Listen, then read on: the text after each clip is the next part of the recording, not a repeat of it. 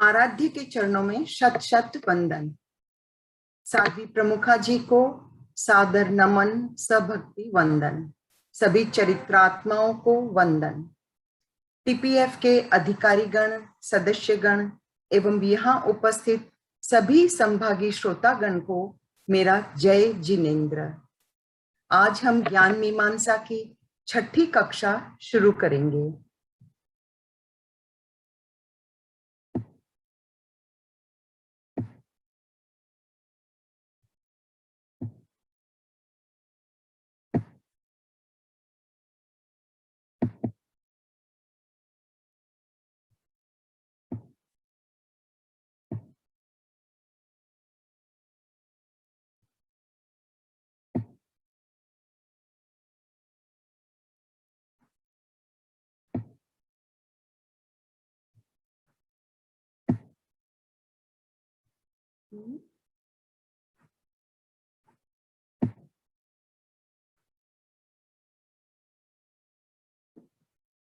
कुछ दिखाई दे रही है? स्लाइड्स दिखाई दे रहे हैं क्या? हाँ मंजू जी। आज हम मनः पर्यवज्ञान शुरू करेंगे। मनः पर्यवज्ञान के लिए पहले हम थोड़ा मन के बारे में जानें कि मन 4 प्रकार का होता है। लब्धि मन, जब एक जीव अपनी मनः पर्याप्ति पूर्ण कर लेता है और उसके बाद वो मनोयोग के प्रवर्तन को, मनन करने की शक्ति को प्राप्त करता है, वह उसका लब्धि मन है। ये सभी पर्याप्त संगी जीवों को प्राप्त होता है। दूसरा संज्ञा मन, समनस्क जीव को संगी कहा जाता है और ये संगी मनुष्य और तिर्यंचों के ही संज्ञा मन होता है, असन्नी के नहीं। वर्गणा मन, अर्थात जब मनोयोग में कोई प्रवृत्त होने लगता है तब मनोवर्गणा के पुद्गल वह ग्रहण करता है, वह वर्गणा मन है। यह सारे लोक में व्याप्त है। चौथा है पर्याप्त मन, जब मनोवर्गणा के पुद्गलों को जीव मनोयोग में प्रवर्तित करता है, अर्थात मनोयोग में लगता है, तब वह पर्याप्त मन होता है। और जब पर्याप्त मन वाला जीव मनोयोग में होता है तब उनको यह मन प्राप्त होता है। फिर हम मन के 2 प्रकार और करते हैं, द्रव्य मन और भाव मन। द्रव्य मन पौद्गलिक है, चेतन है और मनोवर्गणा के पुद्गल स्कंधों से यह द्रव्य मन बनता है। वर्ण, गंध, रस, स्पर्श से युक्त होता है क्योंकि यह पौद्गलिक है और मूर्त भी है। सूक्ष्म होने के कारण हमारे चर्म चक्षुओं से हमें ये दिखलाई नहीं देता, लेकिन जो अतीन्द्रिय ज्ञानी होते हैं उनके ज्ञान का विषय द्रव्य मन बन सकता है। दूसरा भेद है भाव मन। यह संज्ञान रूप है, इसमें चेतना का अंश होने से यह चेतन होता है। वर्ण आदि पुद्गलों से रहित है और अमूर्त है। केवल ज्ञानी ही इसे साक्षात जान सकते हैं। मनः पर्यवज्ञान की कुछ अपनी विशिष्टताएं हैं। पहली बात है कि यह मनोवर्गणा के आधार पर मानसिक भावों को समग्रता से जानने वाला एक अतीन्द्रिय ज्ञान है। मनः पर्यवज्ञान अतीन्द्रिय होते हुए भी क्षायोपशमिक ज्ञान है। इसमें मनः पर्यवज्ञानावरण नामक जो प्रकृति है उसका क्षयोपशम होना बहुत जरूरी है। यह पारमार्थिक प्रत्यक्ष ज्ञान है। आपको ध्यान हो तो मैंने एक बार बतलाया था सामव्यावहारिक और क्षयोपशमिक, सामव्यावहारिक और एक दूसरा था उसके अंदर पारमार्थिक प्रत्यक्ष ज्ञान। क्योंकि इसमें इंद्रिय या कोई प्रकाश, आलोक आदि जो बाह्य निमित्त होते हैं इनका कोई व्यवधान उपस्थित नहीं होता है। कोई अंधकार में भी हो तो भी मनः पर्यवज्ञानी उस व्यक्ति की मनोवर्गणा के पुद्गलों से जो चित्र बनते हैं उन्हें वह देख पाता है। यह मनः पर्यवज्ञान केवल विशिष्ट मनुष्यों के ही होता है, क्योंकि अन्य प्राणियों में सर्ववीरति, रिद्धि संपन्नता, ऊंचा गुणस्थान आदि विशेषताएं नहीं होती हैं और ये क्षेत्र की अपेक्षा से बहुत सीमित है। इससे पहले जो हमने अवधि ज्ञान किया था उसकी तो क्षेत्र सीमा बहुत बड़ी थी, पूरा लोक था। लोक से अधिक भी, लोक जैसे खंडों को भी वो जानने की क्षमता रखता है अवधि ज्ञानी। लेकिन यह मन परिज्ञान केवल मनुष्य क्षेत्र के प्राणियों के ही मन को पढ़ सकता है। मन परिज्ञान के द्वारा जो दीर्घकालिकी संज्ञान वाले प्राणी है ना, हमने एक बार इससे पहले 3 प्रकार की संज्ञाएं बताई थी, दीर्घकालिकी, हेतुपदेशिकी और दृष्टिवादोपदेशिकी। ध्यान में हो तो उसमें दीर्घकालिक की जो संज्ञान वाले प्राणी हैं उनके मनोद्रव्यों का ज्ञान मन परिज्ञानी अच्छी तरह कर लेता है। अर्थात यह जो व्यक्त मन के द्वारा जो पुद्गल ग्रहण किए जाते हैं मनोवर्गणा के, उनको वो साक्षात कर सकता है मन परिज्ञानी। मन परिज्ञानी संख्येय वर्ष वाला होगा, मतलब यौगलिक नहीं होंगे, कर्म भूमिज वाले होंगे। इसका अर्थ हुआ अकर्म भूमिज वाले जीव को मन परिज्ञान प्राप्त नहीं होता है। वह सभी इंद्रियों से युक्त होना चाहिए वो जीव, समदृष्टि हो जो इसका प्राप्त करता है, सम्यक भी होना चाहिए, और प्राप्त करते समय वह अप्रमत्त संयमी अर्थात 7वें गुणस्थान वाला होना चाहिए। रिद्धि संपन्न हो, कैसी रिद्धि? जैसी अभी मैंने बतलाई। इन सब रिद्धियों का अधिकारी ही मन परिज्ञानी हो सकता है। यह संगी जीवों के द्वारा होने वाला संगी जीवों का ही ज्ञान है, अर्थात एक संगी जीव ही इसे प्राप्त कर सकता है और वो एक संगी जीव की मनोवर्गणा को ही जान सकता है। अतः इसका विषय भी दीर्घकालिक संज्ञान, जो दीर्घकालिक की संज्ञा वाले जीव थे वे गर्भज प्राणी ही और उनका व्यक्त मन इसका विषय बन सकता है। मन परिज्ञान समनस्क प्राणी का अर्थात एक संगी प्राणी का परचित्त ज्ञान है। परचित्त अर्थात वह दूसरे के चित्त को पढ़ सकता है, जान सकता है। वह मन परिज्ञानी आकृतियों का साक्षात्कार करता है किंतु मानसिक विचारों का साक्षात्कार नहीं करता। देखिए यहाँ क्या कहना चाह रहे हैं कि आकृतियों मतलब जब जब हम मनन करेंगे, मन का प्रयोग करेंगे, तब तब हम मनोवर्गणा के पुद्गलों को ग्रहण करते हैं और जिन पुद्गलों को हम ग्रहण करते हैं उनसे वह आकृति हमारे मानस पटल पर बन जाती है। तो उन आकृतियों को जो मनोवर्गणा के पुद्गलों से बनी है उनका साक्षात्कार मन परिज्ञानी करता है, लेकिन मानसिक विचारों का साक्षात्कार नहीं करता, क्योंकि विचार कई प्रकार के हो सकते हैं। मेरे मन में मूर्त विषय का भी विचार हो सकता है, अमूर्त विषय पर भी मैं मनन कर सकती हूँ। तो अमूर्त विषय कभी भी मन परिज्ञानी के ज्ञान का विषय नहीं बनेगा। मन परिज्ञानी छद्मस्त है, इसलिए वो अमूर्त को साक्षात्कार नहीं कर सकता। मानसिक विचारों को यदि वो जाने तो अनुमान से जानता है, तथापि यह ज्ञान परोक्ष नहीं है, इसे हम प्रत्यक्ष ज्ञान ही कहते हैं। मानसिक विचारों को साक्षात रूप से जानना यह मन परिज्ञानी के ज्ञान का विषय नहीं है, क्योंकि विचार हमारे मूर्त भी हो सकते हैं, अमूर्त भी हो सकते हैं। मन परिज्ञानी उन आकृतियों को जानता है जो हम मनोवर्गणा के पुद्गलों को ग्रहण करके मनन करते समय हमारे मन में हम बनाते हैं।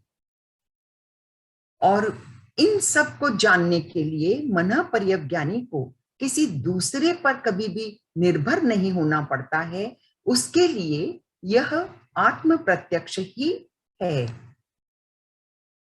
मन परिज्ञान का कारण देखिए, कर्म शास्त्रों के अनुसार मन पर्यवज्ञान एक वैभाविक ज्ञान है। वैभाविक अर्थात विभाव वाला। दो बातें होती है, एक स्वभाव, दूसरा विभाव। जब जब हमारी आत्मा स्वभाव में है, अर्थात सम्यक्त्व में है, वह अपने स्वभाव में है। आत्मा आत्मा का स्वभाव कभी मलिन नहीं हो सकता, लेकिन हमारी आत्मा अभी कर्म से आवृत है, मलिन है, इसलिए वो विभाव में है। अतः उसका कारण भी मति, श्रुत आदि ज्ञानों के समान केवल ज्ञानावरण का उदय है। आज हमारे केवल ज्ञानावरणीय कर्म का उदय नहीं होता तो हमें मन पर्यवज्ञान की आवश्यकता नहीं या श्रुत ज्ञान की आवश्यकता नहीं, फिर तो हमें केवल ज्ञान ही हो सकता है ना। लेकिन ये केवल ज्ञानावरणीय के उदय के कारण ही हमें मन पर्यवज्ञान प्राप्त, हमें तो अभी पांचवें आर्य में नहीं हो सकता है, लेकिन यदि किसी को प्राप्त होता है तो उसका एक कारण केवल ज्ञानावरणीय कर्म का उदय है, और एक कारण मन पर्यवज्ञान का यदि कोई अधिक क्षयोक्षम करे उसी को प्राप्त होता है। पूरा क्षयोक्षम नहीं हो या बिल्कुल क्षयोक्षम नहीं हो, मन पर्यवज्ञानावरणीय कर्म का उदय हो, तो भी उस जीव के मन पर्यवज्ञान प्राप्त नहीं होता है। वस्तुतः ज्ञान चेतना अखंड है, और जब वह पूर्णतः अनावृत होती है, मतलब बिल्कुल आवरण रहित हो जाए, तब जीव को केवल ज्ञान उत्पन्न होता है। छद्मस्त अवस्था में केवल ज्ञानावरणीय कर्म का उदय रहता है। अतः मति, श्रुत आदि ज्ञानों का सद्भाव रहता है। हमें मति श्रुत ज्ञान इसीलिए है क्योंकि केवल ज्ञान नहीं है हमारे पास, केवल ज्ञानावरण कर्म का उदय है। इसी समय मति ज्ञानावरण, श्रुत ज्ञानावरण आदि ज्ञानावरक प्रकृतियों का क्षयोक्षम होता है। मन पर्यवज्ञान का विषय चारों गतियों में केवल मनुष्य गति में मनुष्य में होता है। वह मनुष्य भी संयमी होना चाहिए, संयमी में भी अप्रमत्त हो, रिद्धि प्राप्त करता हो, तब उसे यह मन पर्यवज्ञान प्राप्त होता है, सबको नहीं। द्रव्यतः मन रूप में परिणत उद्गल द्रव्य को ही मन पर्यवज्ञानी जानता है। अवधि ज्ञानी की तरह वो प्रत्येक पुद्गल द्रव्य को नहीं जान पाएगा। क्षेत्रतः केवल मनुष्य क्षेत्र, मनुष्य क्षेत्र अर्थात समय क्षेत्र, समय क्षेत्र अर्थात तिर्यक लोक, तिर्यक लोक के जीवों के मन को ही वह पढ़ सकता है। कालतः असंख्य काल तक का अतीत और भविष्य एक मन पर्यवज्ञानी जानता है। भावतः मनोवर्गणा रूप में जो पुद्गल परिणत हो गए, उनकी अनंत अवस्थाओं को वह जान सकता है। मन पर्यवज्ञानी की शक्ति देखिए, वह चिंतन, मनन, कल्पना आदि व्यापार अर्थात मन की क्रियाओं को करता है और करने वाले को जानता है। मन पर्यवज्ञान का संबंध इसी मन से है जो मन चिंतन, मनन, कल्पना आदि करे। मन के अतिरिक्त किसी भी इंद्रियों में इन क्रियाओं को अर्थात चिंतन, मनन, कल्पना करने की शक्ति नहीं है। मनोवर्गणा के वे पुद्गल जिन्हें किसी मनुष्य ने चिंतन में प्रयुक्त किया, पहले उसने कुछ चिंतन किया, मनोवर्गणा के पुद्गलों को ग्रहण किया, फिर उसके कुछ आकृतियां बनी और उसके बाद वह उन्हें यदि छोड़ दे तो वे मनोवर्गणा के पुद्गल उसी अवस्था में आकाश में रिकॉर्ड रूप में भी अवस्थित रह सकते हैं, और उन छोड़े हुए पुद्गलों को भी, उन छोड़े हुए पुद्गलों की जो आकृतियां अभी भी आकाश में अवस्थित हैं, उन्हें मन पर्यवज्ञानी जान सकता है। इसी प्रकार उनके भावी पर्याय भी मन पर्यवज्ञानी की विशुद्ध चेतना में प्रतिबिंबित होती है, अर्थात वह उन्हें जान सकता है, उन्हें पढ़ सकता है, एक मन पर्यवज्ञानी के ज्ञान का वह विषय बन सकता है। मन परिज्ञान के दो भेद हैं, पहला ऋजुमति और दूसरा विपुलमति। कुछ पुस्तकों में इसे विमलमति भी कहा जाता है। ऋजुमति मन परिज्ञान मनोगत भावों को सामान्य रूप से अर्थात जनरल जानता है। यहाँ सामान्य का अर्थ है अपेक्षाकृत कम पर्याय, कम धर्म या कम आकार से युक्त ज्ञान को वह जानता है। वह एक घट का चिंतन करता है तो ऋजुमति इतना जान लेता है कि हाँ, उसके मन में घट की कल्पना चल रही है, इससे अधिक नहीं। लेकिन आज यदि विपुलमति इसे जाने तो वह बहुत डिटेल से जान सकता है कि भाई सामने वाला किस घट का चिंतन कर रहा है। वह घट मिट्टी का है, सोने का है, पीतल का है, वह किस नगर में बना हुआ है, वह किस काल में बना हुआ है, शीतकाल में, ग्रीष्म काल में। इस प्रकार के अनेक प्रश्नों के उत्तर विपुलमति के पास हो सकते हैं, लेकिन ऋजुमति के पास शायद सामान्य ज्ञान ही हो। ऋजुमति सिर्फ वर्तमान माने रिसेंट वर्तमान को अपना विषय बनाता है, वहां विपुलमति तीनों कालों को अपना विषय बना सकता है। वर्तमान काल एक समय व्यापी को वो कभी नहीं पकड़ सकता। ये हम पहले भी अनेक बार कथन कर चुके हैं कि ये केवल ज्ञान के सिवाय अन्य कोई भी ज्ञान एक समय के को कभी भी नहीं पकड़ सकते। एक समय में होने वाली घटना को भी वे नहीं जान पाते, लेकिन हम नॉर्मल वर्तमान की बात करते हैं। ऋजुमति जहां व्यक्त मन को जानता है, विपुलमति मन परिज्ञान अव्यक्त मन को भी जान लेता है। अव्यक्त मन का अर्थ है भाई जो चिंतन सामने वाले के शायद अभी पूरा परिणत ही नहीं हुआ, अर्ध परिणत हुआ या थोड़ा सा चिंतन हुआ, उसका स्मरण से रहित कोई चिंतन हुआ, अव्यापृत मन है, फिर भी वो इतना स्ट्रॉन्ग है विपुलमति कि उसको पढ़ लेता है, उन आकृतियों को जान लेता है, वो उसके ज्ञान के विषय बन जाते हैं। अब हम अवधि ज्ञान और मन परिज्ञान में क्या अंतर है उसे जानें। स्वामी, अवधि ज्ञान का स्वामी अविरति सम्यक दृष्टि भी हो सकता है, देश विरति अर्थात पांचवें गुण स्थान वाला, सर्वविरति अर्थात साधु, कोई भी अवधि ज्ञान का अधिकारी हो सकता है। जबकि मन परिज्ञान की प्राप्ति रिद्धि संपन्न अप्रमत्त संयत को ही होती है। प्राप्त करते समय वो सातवें गुणस्थान वाला ही होना चाहिए, तदुपरांत वो छठे गुणस्थान में भी आ सकता है। द्रव्य से अशेष रूपी द्रव्य अर्थात सारे रूपी द्रव्यों को अवधि ज्ञानी जानता है, जबकि मन परिज्ञानी केवल संगी जीवों के मनोद्रव्य वर्गणा को ही जानता है। क्षेत्र से अवधि ज्ञानी पूरे लोक को देख सकता है, अलोक में भी लोक प्रमाण असंख्य खंडों को देख सकता है, लेकिन अलोक में पुद्गल ही नहीं है, तो अवधि ज्ञानी क्या देखेगा? वो केवल लोक को ही देखेगा। मन परिज्ञानी पूरे लोक को कभी नहीं देख सकता, उसका क्षेत्र केवल मनुष्य क्षेत्र है या कह दें तिर्यक लोक है।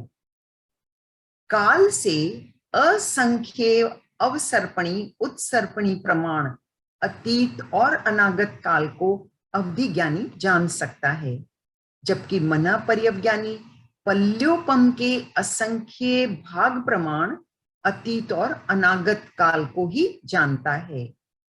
भाव से अवधि ज्ञानी प्रत्येक रूपी द्रव्य के असंख्य पर्यायों को जान सकता है, लेकिन मन परिज्ञानी केवल मनोद्रव्य के अनंत पर्यायों को जानता है। अन्य रूपी द्रव्य उसके ज्ञान के विषय नहीं बनते हैं। मन परिज्ञान का स्वामी मनुष्य है, अमनुष्य नहीं, अर्थात नरक देवता तिर्यंच को कभी प्राप्त नहीं होगा। और केवल गर्भज मनुष्य इसका स्वामी है, सममूर्छे नहीं। कर्म भूमिज मनुष्य, वह भी वो संख्य वर्ष आयुष्य वाला, पर्याप्त होना चाहिए, सम्यक दृष्टि वाला होना चाहिए, संयमी हो, संयमी भी अप्रमत्त संयमी, और रिद्धि प्राप्त हो। रिद्धि कौन सी? मन पर्यवज्ञान की रिद्धि। मन पर्यवज्ञान का कभी दर्शन नहीं होता। इस विषय में पूरा संपूर्ण जैन समाज या जैन परंपरा एक मत है। मन पर्यवज्ञान क्षयोपशम की पटुता होती है, मतलब उसके इतना क्षयोपशम हो जाता है कि मन पर्यवज्ञान उसे प्राप्त हो जाता है। मन द्रव्य जो है, जो मनोवर्गणा के द्रव्य हैं, उन पर्यायों को ही ग्रहण करता हुआ यह मन पर्यवज्ञान उसको प्राप्त होता है, उत्पन्न होता है। इसीलिए इसका नाम मन पर्यव है, या मन पर्याय भी इसे कहा जाता है। और पर्याय आप सब जानते हैं कि विशेष होता है। द्रव्य सामान्य होता है, पर्याय विशेष होती है। तो जो मन पर्यव ज्ञान प्राप्त करेगा वो विशेष का ही ग्राहक होगा, तो इसका ज्ञान विशेष होगा, वह विशेष को ही पकड़ेगा। इसलिए मन पर्यव ज्ञान ही होता है, मन पर्यव दर्शन नहीं होता है। जिस प्रकार अवधि दर्शन होता है उस प्रकार मन पर्यव दर्शन नहीं होता। अब एक प्रश्न है कि क्या मन पर्यव ज्ञानी अचक्षु दर्शन से देखता है? हाँ, मन पर्यव ज्ञानी अचक्षु दर्शन से देखता है, जैसे श्रुत ज्ञानी भी अचक्षु दर्शन से देखता है, क्योंकि श्रुत ज्ञान के भी कोई दर्शन नहीं होता है। अचक्षु दर्शन सदैव इंद्रियों और मन के द्वारा होता है, इसलिए अचक्षु दर्शन का विषय भी मन और इंद्रियां हैं। जैसे कोई व्यक्ति घट का चिंतन करता है तो मन पर्यव ज्ञानी उसके मनोद्रव्यों को साक्षात जानता है। मानस अचक्षु से वह उन्हीं का विकल्प करता है, वह बात अलग है, लेकिन मन पर्यव ज्ञान विशेष है और वह एक ज्ञान है, दर्शन नहीं है। इस प्रकार जो मानस अचक्षु दर्शन की अपेक्षा से हमें सूत्र पाठ में पासई शब्द का प्रयोग मिलता है। पासई को प्राकृत में देखता है कहते हैं, माने देखता है कहा गया है, लेकिन एक्चुअल में इसको पहले ज्ञान होता है। मन पर्यव ज्ञानी प्रमाता के माने ज्ञाता के मन पर्यव ज्ञान के बाद ही मानस अचक्षु दर्शन पैदा होता है। वह मन पर्यव ज्ञान से मनोद्रव्यों को जानता है और मानस अचक्षु दर्शन से उन्हीं को देखता है। वह विशेष उपयोग की अपेक्षा से तो जानेगा एवं अर्थ उपयोग से वह देखेगा। मन पर्यव ज्ञानी की क्षमता। ऋजुमति मन पर्यव ज्ञानी मनोवर्गणा के अनंत अनंत प्रदेशी स्कंधों को जानता दिखता है, तो विपुल मति मन पर्यव ज्ञानी उन्हीं स्कंधों को अधिकतर मने मैनी ज्यादा, ऋजुमति से अधिक, विपुल विस्तृत, विशुद्ध और उज्जवल अर्थात शुभ रूप में, निर्मल रूप में, स्पष्ट रूप में जानता दिखता है।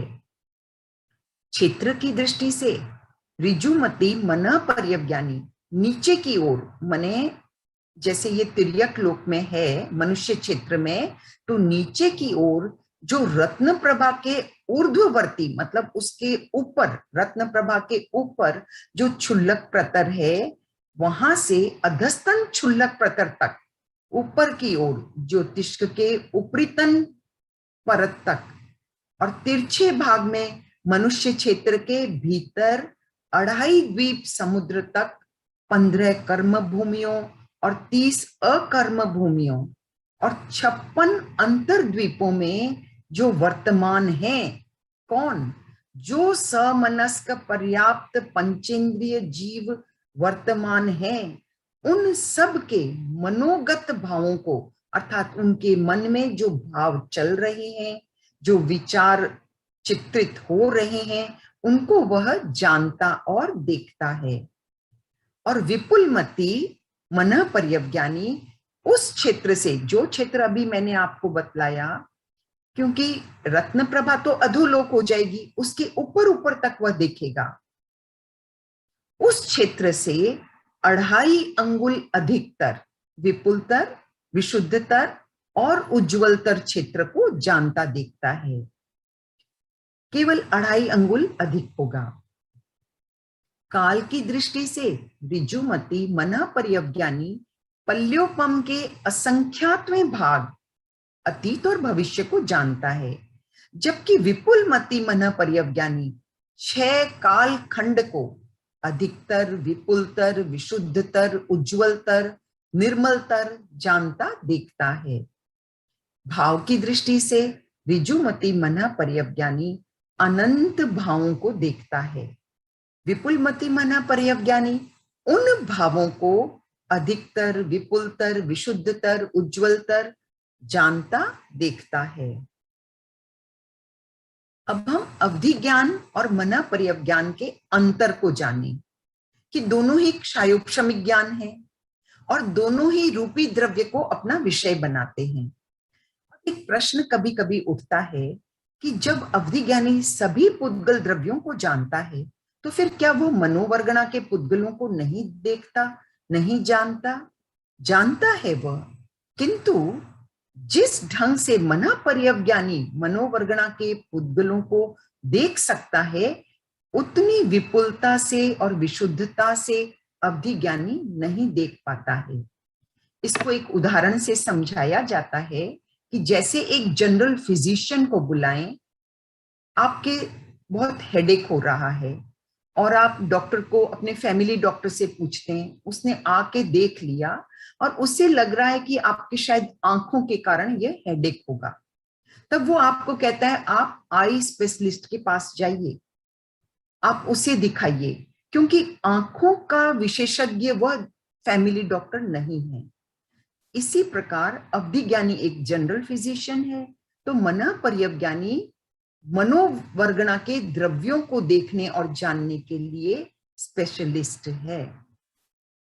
अब इनमें जो विशुद्धिकृत भेद है वह देखिए। अवधि ज्ञानी जिन मनोद्रव्यों को जानता है, उन्हीं मनोद्रव्यों को, माने उन मन वर्गणा के पुद्गलों को मन पर्यवज्ञानी ज्यादा स्पष्टता के साथ जानता है। Much clearer, much better. क्षेत्र के कृत भेद अवधि ज्ञानी अंगुल के असंख्यातवें भाग से लेकर संपूर्ण लोक में स्थित मूर्त द्रव्य को जानता है, जबकि मन पर्यवज्ञानी केवल मनुष्य क्षेत्र तक ही जानता है। स्वामीकृत भेद अवधि ज्ञानी संयत हो सकता है, असंयति भी हो सकता है, एक मिथ्यात्वी भी हो सकता है, संयता संयति भी हो सकता है, लेकिन मन पर्यवज्ञानी केवल संयत मनुष्य ही होता है, अर्थात मन पर्यवज्ञानी का स्वामी संयति और प्राप्त करते समय 7वें गुणस्थान वाला होता है। विषयकृत भेद अवधि ज्ञान का विषय रूपी द्रव्य है और उनके कुछ पर्याय हैं, जबकि मन पर्यवज्ञान का विषय अवधि ज्ञान के विषय की तुलना में अनंत काल भाग है। मन पर्यवज्ञान और केवल ज्ञान में समानता। दोनों अप्रमत्त अवस्था, अप्रमत्त मुनि में होते हैं। यहां मैं केवल ज्ञान ले आई हूं, अवधि ज्ञान हम छोड़ चुके हैं। दोनों में विपर्य ज्ञान नहीं होता है। न मन पर्यवज्ञान का कोई उल्टा ज्ञान है और न केवल ज्ञान का कोई उल्टा ज्ञान होता है। जैसे मति श्रुत अवधि में होता है ना, मति अज्ञानी, श्रुत अज्ञानी, और अवधि ज्ञान के लिए हम विभंग ज्ञान कहते हैं। मन पर्यवज्ञान और केवल ज्ञान में अब हम अंतर भी जान लें। देखिए, निम्नलिखित जो 3 कारण हैं वह मन पर्यवज्ञान के अनंतर केवल ज्ञान, क्योंकि जो उद्देश्य है वह दोनों का भिन्न है। उसका उद्देश्य बिल्कुल मोक्ष के निकट होता है और केवल ज्ञान में बहुत अधिक शुद्धि होती है और लाभ भी अधिक है मन पर्यज्ञान से। निर्मल जी, एक बार हम प्रश्नों को ले लें, मन पर्यज्ञान ओवर हो गया है। जरूर मैडम। तो जिनके भी प्रश्न है प्लीज हैंड रेज करें। मेरा उसके पहले कि मैं और हैंड रेज देखूं, मेरा भी एक प्रश्न था मंजू जी। हाँ, आप फरमाइए। बताया कि जब मन पर्यज्ञान होता है उस समय अपरमत संयत अवस्था होती है और तदंतर वो संयत परमत संयत भी हो सकते हैं। हाँ। लेकिन क्या उसके नीचे भी जा सकते हैं? एक बार मैं स्टॉप कर दूं। हाँ, हाँ, क्या कालांतर में उसके नीचे भी नहीं जा सकते हैं? नहीं नहीं, छठे गुणस्थान से नीचे नहीं जाएंगे। तो उनको क्या ऐसा माना जाए कि उनको जो भी वह क्षयिक सम्यक्त्व ही आया हुआ था या ऐसा कुछ? नहीं नहीं, ऐसा कुछ मत मानिए, वो कोई आवश्यक नहीं है। तो अगर वो नीचे मान लीजिए उन्होंने मन पर्यज्ञानी का अधिकारी छठे से 12वें गुणस्थान तक है। अगर छह वो से नीचे नीचे जाते हैं तो क्या उनका मन पर्यज्ञान चला जाएगा? 6 तक रहेगा। हाँ नहीं, 6 के नीचे अगर जाते हैं तो क्या उनका चला जाएगा? हाँ, फिर नहीं। हाँ, चला जाएगा। ओके, ठीक है, ठीक है, थैंक यू। क्योंकि इसके अधिकारी के गुणस्थान 6 से 12 ही हैं। हाँ, नहीं नहीं, मेरे को ये थोड़ा प्रश्न था कि क्या मन पर्यज्ञान जिसको मिला है वो टेम्पररी है या उस जन्म में पूरा रहेगा? तो वो तो अगर नहीं, टेम्पररी यदि वो छठे से नीचे नहीं हाँ जाए तो टेम्पररी हो गया, ठीक है। मना ही नहीं है। हाँ, हाँ, रह सकता है। ये रत्ना जी कोठारी अपने आप को अनम्यूट करें। जय जिनेन्द्र मंजू जी। जय जिनेन्द्र। आपने बताया कि मनन ये मूर्त और अमूर्त दोनों प्रकार का हो सकता है। क्या? हाँ, मनन। मनन मतलब हम मन में तो कुछ भी सोच सकते हैं ना। आज हम आत्मा के बारे में बहुत कुछ सोच सकते हैं कि आत्मा ऐसी है वैसी है, सब कुछ। लेकिन आज आत्मा को जब मैं सोच रही हूँ आत्मा के बारे में, तब मन पर्यज्ञानी उस आत्मा को नहीं देख सकता है, हाँ, क्योंकि लेकिन आत्मा है। हाँ, लेकिन जब हम चिंतन कर रहे हैं तो हम तो मतलब द्रव्य मन के पुद्गलों को ग्रहण कर ही रहे हैं और उसकी आकृति तो बन ही रही है, तो वह तो मन पर्यवगानी जानता ही है। तो फिर वह मूर्त और अमूर्त मनन का क्या डिफरेंस हुआ, वो एक बार जरा क्लैरिफाई करें। आपने अभी कहा ना कि हम जब आप आत्मा का चिंतन करते हैं हाँ, तो आत्मा को आप रूपी देख सकते हैं क्या? नहीं, नहीं देख सकते हैं। फिर तब रूपी नहीं देख रहे हैं, आप अरूपी देख रहे हैं, अर्थात कोई भी रूप आप नहीं देख रहे हैं। तो फिर वो क्या करेगा? वो तो नहीं देख सकता ना, रूपी वस्तु को देखेगा, क्योंकि रूपी की ही आप एक आकृति बना सकते हैं ना। ठीक है, ओके, है ना? धन्यवाद। अमूर्त हाँ, को हम आकृति नहीं दे सकते, तो फिर वो क्या देखेगा? वो तो आकृतियों को पकड़ता है।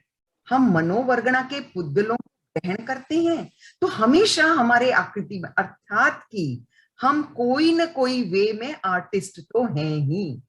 हो सकता है केवल कल्पना में आर्टिस्ट हो, और चित्रकार क्या करता है? हमसे एक स्टेप आगे बढ़ता है और अपनी चिंतन या कल्पना को साक्षात रूप दे देता है पेपर पर।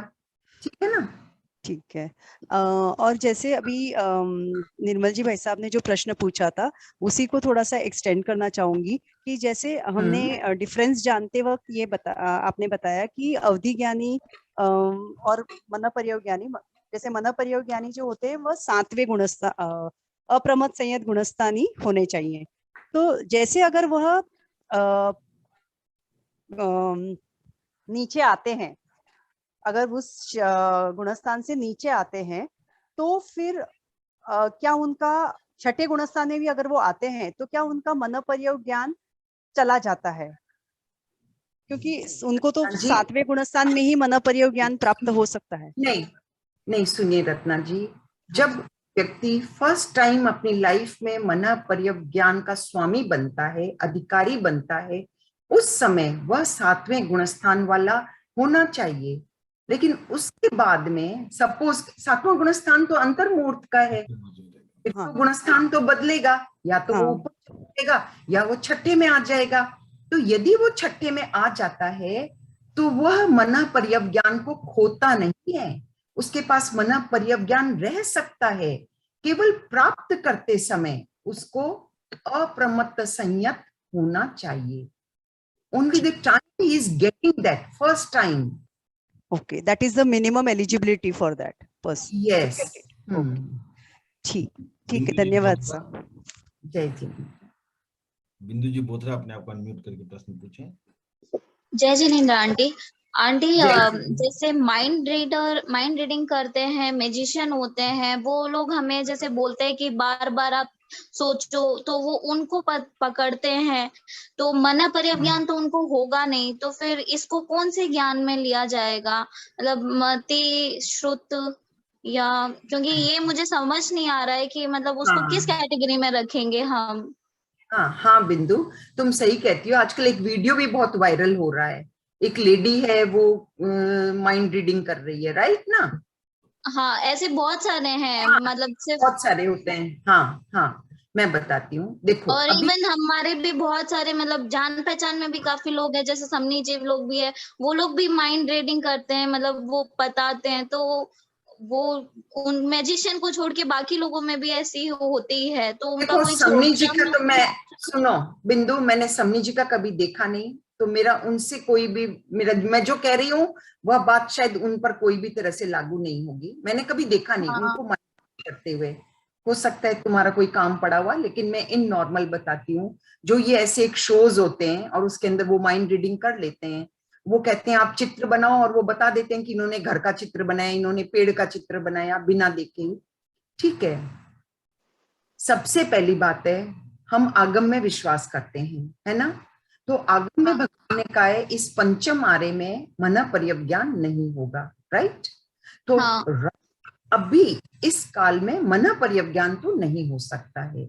अब दूसरा कौन सा ज्ञान उनके पास है, या कोई दूसरी शक्ति, माने सारी इहलोक की शक्ति हो, जरूरी नहीं, कोई परलोक की शक्ति भी हो सकती है, कोई आत्मा हो सकती है, कोई देव देवी उन्हें हेल्प कर रहे हैं, जो उन्हें, क्योंकि यदि कोई आत्मा को अपने अधीन कर ले एंड वो आत्मा ऐसी उनके लिए काम करने लगे, कर्ण पिशाचिनी बोल के भी एक होती है, जो कोई उसको अधीन कर लेता है, तो वो तो अवधि ज्ञान तो होता है ना देवों को, चाहे वो व्यंतर हो चाहे भवनपति हो, कोई भी, वो अवधि ज्ञान से बात को जान लेते हैं।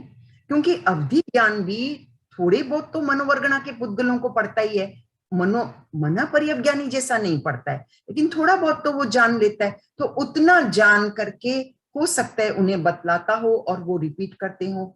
मैं श्योर कुछ नहीं हूं, मैं एक गेस करती हूँ, क्योंकि मना पर्यवज्ञान तो उन्हें हो नहीं सकता है। या फिर आंटी कोई मति ज्ञान का कोई प्रकार या ऐसा कुछ हो, श्रुत ज्ञान का? नहीं, ऐसा नहीं है, लेकिन कई जन बॉडी लैंग्वेज बहुत अच्छे से पढ़ लेते हैं। जो बॉडी लैंग्वेज पढ़ लेते हैं, या आपके बोलने की शैली से ही, चाहे फोन पे बात कर रहे हैं, आप दिखाई नहीं दे रहे हैं, आपके बोलने के शब्दों को पकड़ के उनके लहजे को भी वो पकड़ लेते हैं कि इस समय आपके मन में क्या चल रहा है। वो बात एक अलग है, लेकिन हम इसे कोई ज्ञान का नाम नहीं दे सकते।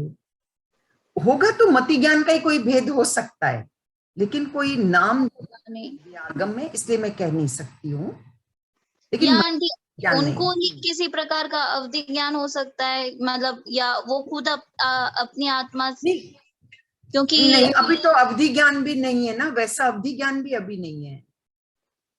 थोड़ा बहुत कोई को से पहले थोड़ा बहुत हो जाए वो बात अलग है बिंदु, अभी तो वैसे प्रॉपर अवधि ज्ञान भी तो मना ही किया हुआ है ना पांचवें आरे में। इसलिए बस वो उनका कोई क्षेम है, या कोई परलोक की शक्ति उन्हें हेल्प कर रही है, वो भी तो हो सकता है ना। ओके आंटी, कृतज्ञोस्मि। जय जय। अनीता जी जैन अपने आप को अनम्यूट करें। जय जिनेन्द्र मंजू आंटी, मेरे दो एक ये था कि अगर कर्मों के ऑर्डर में जाए, सॉरी ज्ञान के ऑर्डर में जाए, तो ऐसे लगता है सारे ज्ञान इज सुपीरियर देन नीचे वाला ज्ञान। तो इस ऑर्डर में मन कौन सा? मैं सुन नहीं पाई, सॉरी, मैं मिस कर गई आपने। अच्छा, सुपीरियर ज्ञानों के ऑर्डर में जाए तो ऐसा लगता है कि जो अगला वाला ज्ञान है पहले वाले ज्ञान से थोड़ा सुपीरियर है। क्या मेरा ये सोचना सही है? क्योंकि नहीं, देखिए, मैंने अभी आपको इसीलिए दोनों की तुलना करके दिखाई थी, मैंने अवधि ज्ञान और मन परिज्ञान का।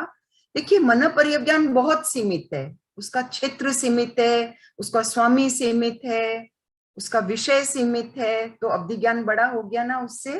यही मेरा सवाल था कि फिर लेकिन अधिकारी उसका साधु है, ये एक बड़ी बात हो गई मन परिज्ञान के साथ। अच्छा, इसीलिए वो चौथा आता है। हाँ, बस इसीलिए कि वो बिल्कुल संयमी के ही होता है मन परिज्ञान। ओके। एंड दूसरा सवाल ये था जो पहले जिन्होंने डाउट रेज किया था मूर्त और अमूर्त चित्र के बारे में, तो अगर आत्मा अमूर्त है बट आत्मा के रिलेटेड हम सोच रहे हैं, उसका तो हम चित्र बना ही सकते हैं, आकृति बनाते हैं अपने मन में, सिर्फ एक आत्मा जैसे अगर आत्मा के बारे में सोचूं कि उसके लेशा क्या है, कैसे दिखती होगी। तो सुनिए 1 मिनट, लेशा क्या है, तब आप क्या चित्र बनाएंगे? लेशा का रंग बनाएंगे ना। हाँ, तो ठीक है, वो लेशा का रंग बता देगा आपको कि आपने फलाना रंग आंका है, बस फिनिश। तो उसके रिलेटेड आत्मा से सॉरी आप बोलिए, मैं बाद में नहीं, मैं कह रही हूँ फिर किस शेप में आपने लेशा के रंग को देखा, उसी शेप में वो बता देगा कि आपने एक हार्ट शेप में रंग आपके चिंतन में आया, बट हम उसको आत्मा नहीं कह सकते हैं, है ना। अच्छा, तो मन पर ज्ञानी वो नहीं बोल सकेंगे कि वो आत्मा के बारे में ऐसे रंग देखा? नहीं, तो जो आप चित्र बनाएंगे वो उसी, आपने चित्र में आत्मा तो अरूप ही है, आप आत्मा का चित्र नहीं बना सकते, है ना। हाँ। तो वो कैसे आत्मा, वो कहेगा कि लाल रंग और हार्ट शेप में, यदि आपने उस शेप में बनाया है, तो जो आप मूर्त चिंतन करेंगे ना, वही मन परिज्ञानी पढ़ेगा, अमूर्त को नहीं। तो मतलब अमूर्त है तो वो अगर सामने भी कोई है और आत्मा के बारे में लेकिन यदि वो विपुल मति हो जाए ना, तो वो थोड़ा और एडवांस हो जाता है, क्योंकि विपुल मति मन परिज्ञान बहुत ऊंचा होता है, वह थोड़ा आगे बढ़ सकता है। ठीक है, ठीक है, धन्यवाद, थैंक यू। जय जी। जय जी। विद्या जी कोठारी, अपने आप को अनम्यूट करें।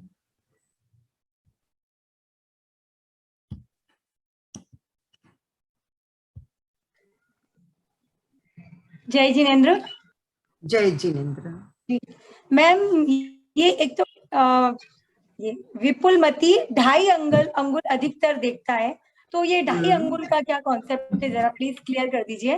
2.5 अंगुल आपका अंगुल है, उससे आप 2.5 अंगुल सपोज कर लीजिए, मतलब उतना ही अधिक देखता है कोई बहुत। देखिए, इसका एक कारण है, क्योंकि ये मनुष्य क्षेत्र से बाहर को तो देख नहीं पाएगा ना जी। एक ज्ञानी का क्षेत्र कितना है, मनुष्य क्षेत्र, है ना। तो क्षेत्र, उससे हम पूरा लोक तो हम कह नहीं सकते, मनुष्य क्षेत्र, अब उससे अधिक क्या कहें, तो 2.5 अंगुल अधिक कह दिया, थोड़ा सा उसके बाहर और वो देख लेगा, बस दैट्स ऑल, उससे अधिक नहीं। जी। फिर किसी में वो अंगुल प्रमाण जो अलग आता है, वो अलग है क्या? अंगुल तो अंगुली है, 2.5 अंगुल और अंगुल प्रमाण मने 1 अंगुल, या पता नहीं वो अंगुल प्रमाण किस, पूरी लाइन पढ़िए तो मैं बताऊं। नहीं, वो इसे ये जैन तत्व विद्या और इसमें कुछ थोड़ा कभी कभी अलग आता है। इट्स ओके, आपने बोला मैम। एक ये देखिए, हाँ जी मैम, एक ये और कि ये मनव परिज्ञान का अधिकारी केवल पुरुष ही होता है, ये भी आई थिंक स्त्री नहीं हो सकती। कहीं कहाँ पढ़ा है आपने ये? कहीं सुना है, आई थिंक कहीं सुना है। सुनिए, मुझे प्रमाण सहित आप दीजिए, फिर मैं बात करती हूँ।